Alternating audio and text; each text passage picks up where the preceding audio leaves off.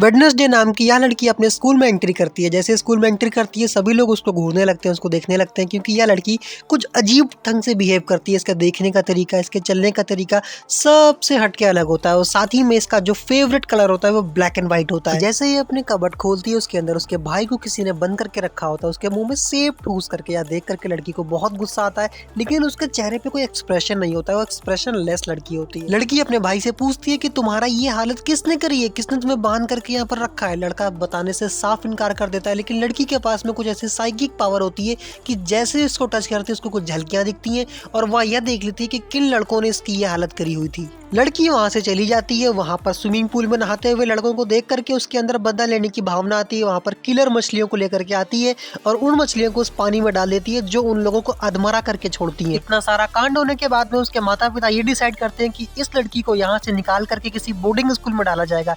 और ये वही स्कूल होता है जहाँ पर इसकी माँ ने भी बचपन में पढ़ाई करी थी। ये एक ऐसा स्कूल होता है जहाँ पर सभी ऐसे लोगों को रखा जाता है जिनके अंदर कोई साइकिक या फिर मानसिक ताकतें होती हैं। जंगल में बैठा हुआ एक आदमी दिखाई देता है जो आराम से अपनी कॉफी का मजा ले रहा होता है। तभी उसके ऊपर एक कोई आदमखोर जानवर आकर के हमला कर देता है, जिससे उसकी सारी अतड़ियां अलग हो जाती हैं। ये लोग स्कूल में एंट्री करते हैं। स्कूल का नाम होता है नेवरमोर अकेडमी। यही वो स्कूल होता है जिसमें उसकी माता ने बचपन में पढ़ाई करी थी। वेडनेसडे की मदर उसकी प्रिंसिपल से बात करती है और कहती है जो बिटिया है मेरी, एक कतई शैतान है, बहुत ही नालायक है, इसने बहुत सारे कांड कर रखे हैं, आप इसको संभाल के रखिएगा क्योंकि यह स्कूल से भागने में बहुत ज्यादा उस्ताद है। प्रिंसिपल कहती है कि हमारे स्कूल से भाग पाना मुश्किल ही नहीं नामुमकिन है। प्रिंसिपल वेडनेसडे को लेकर के उसके रूम में लेकर के जाती है और कहती है ये तुम्हारी रूममेट है, और उसकी रूममेट उसको देख करके बहुत खुश होती है। वो कहती है चलो फाइनली मेरी रूममेट मेरे पास आ गई है।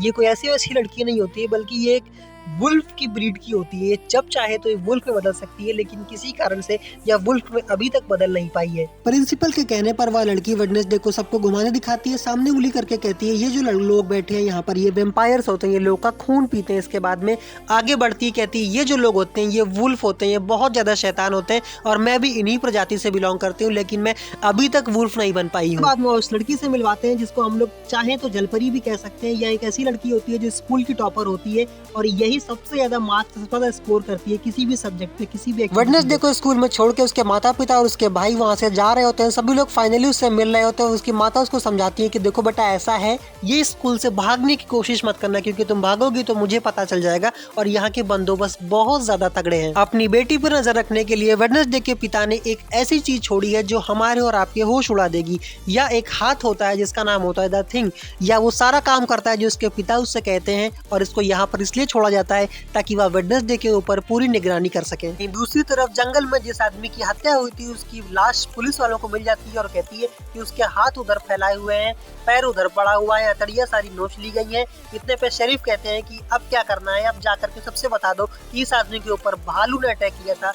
लेकिन वह यह भी जानता है कि शायद इसका जो मामला है इस स्कूल से जुड़ा हुआ है, इसी स्कूल में से कोई व्यक्ति है जो इन लोगों का शिकार कर रहा है, इन लोगों को मार रहा है। वेडनेसडे अपने कमरे में से सभी स्टिकर्स को निकाल देती है जिनमें कलर्स होता है और पूरे भी कमरे को ब्लैक एंड व्हाइट कर देती है, आधा आधा, क्योंकि आधा कमरा उसका होता है और आधा कमरा उसकी रूबी का होता है। दोनों की आपस में बहस चल रही होती है, तभी इन दोनों के बीच में इनकी टीचर आ जाती है जो दोनों को समझाती है कि बच्चों की तरह लड़ाई नहीं करते हैं, यहाँ पर मिलजुल के रहते हैं। और साथ ही में एक ब्लैक कलर का गुलाब वेडनेसडे को देते हैं, क्योंकि वेडनेसडे का जो फेवरेट कलर होता है वो ब्लैक एंड व्हाइट ही होता है। वेडनेसडे क्लास में जाती है, उस क्लास में तलवारबाजी की प्रैक्टिस चल रही होती है। वहां पर वही लड़की आती है जो टॉपर होती है, उसको चैलेंज करती है कि तुम्हारे अंदर अगर दम है तो मुझे हरा करके दिखाओ। दोनों के बीच में बहुत जबरदस्त फाइट होती है और जो हमारी वेडनेसडे है वो सामने वाली लड़की से हार जाती है। पट्टी करवाने के बाद में वेडनेसडे अपने रूम में वापस जा रही होती है बारिश में छाता लेकर के, तभी कोई उसको मारने की कोशिश करता है और ऊपर से मूर्ति गिरा देता है। लेकिन तभी वहां पर वो लड़का आ जाता है। ये वही लड़का होता है जो पुरानी वाली लड़की का बॉयफ्रेंड होता है, या बोले तो एक्स बॉयफ्रेंड होता है, उसकी जान बचा लेता है। वेडनेसडे अपने कमरे में वापस आ जाती है, वहां पर अपनी नॉवल पे काम करने लगती है। तभी उसे एहसास होता है शायद कमरे में कोई और भी है।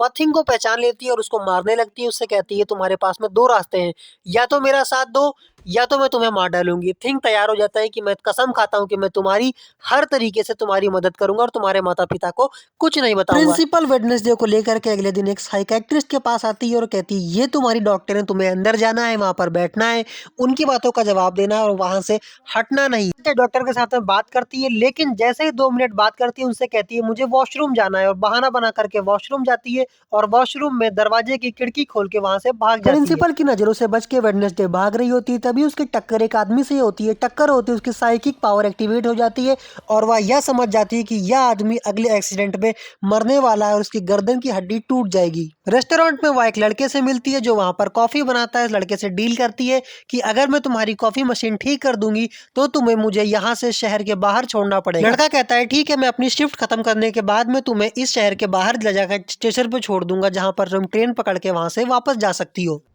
मशीन को सही करने के बाद में लड़की उसका इंतजार कर रही होती है। तभी वहां पर कुछ लड़के आ जाते हैं, उसको परेशान करने लगते हैं, उसको बुरा भला कहते हैं। लड़की अपनी कहाँ शांत रहने वाली थी, वो तो रानी लक्ष्मीबाई की तरह थी, उसने उन लड़कों की जम के धुलाई करी।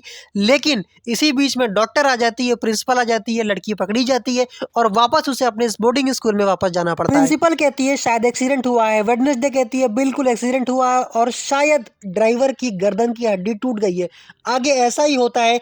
प्रिंसिपल पूछती है तुम्हें कैसे पता, लड़की झूठ बोल देती है, कहती है मुझे तो बस गेस किया था। स्कूल से वापस आने के बाद में लड़की अपनी बालकनी में बैठ जाती है, वहाँ पर वायलिन बजाने लगती है। लड़की को वायलिन बजाना बहुत अच्छा लगता है। उसकी वायलिन इतनी अच्छी होती है कि सभी लोग उसकी वायलिन की आवाज सुन के उसके दीवाने हो जाते हैं। एक लड़का लाइब्रेरी में जाता है, वहां से किताब को उठाता है, किताब के पन्नों को खोलता है। पन्ने में देखने को मिलता है कि एक लड़की है, शायद वो वेडनेसडे की तरह दिखती है, वह एक जादूगर से लड़ रही होती है। उस पन्ने को फाड़ता है और वहां से चला जाता है। उसकी सहेली आ जाती है, उससे पूछती क्या तुम्हें कभी रोना नहीं आता है? तो लड़की कहती है बचपन में जब मैं छोटी थी तब मैं एक बिच्छू को लेकर के घुमा रही थी, सभी लोग कुत्ते बिल्ले को घुमाते हैं, मैंने बिच्छू पाला था तो मैं बिच्छू को टहला रही थी। तभी वहां पर कुछ लड़के आ जाते हैं, वो लड़के इतने शैतान होते हैं कि मुझे परेशान करते हैं और साथ में मेरे बिच्छू को तब तक मारते हैं जब तक उसकी जान नहीं निकल जाती, उसका कचूमर बना देते हैं। लड़की कहती है तब मैं आखिरी बार रोई थी, उसके बाद से मैंने कसम खा ली थी और आज तक मेरे आंखों से एक आंसू भी नहीं निकला। ये सभी लोग एक मेले में जाते हैं। उस मेले में लड़की का प्लान होता है कि उस लड़के के साथ में जो कि रेस्टोरेंट में मिला था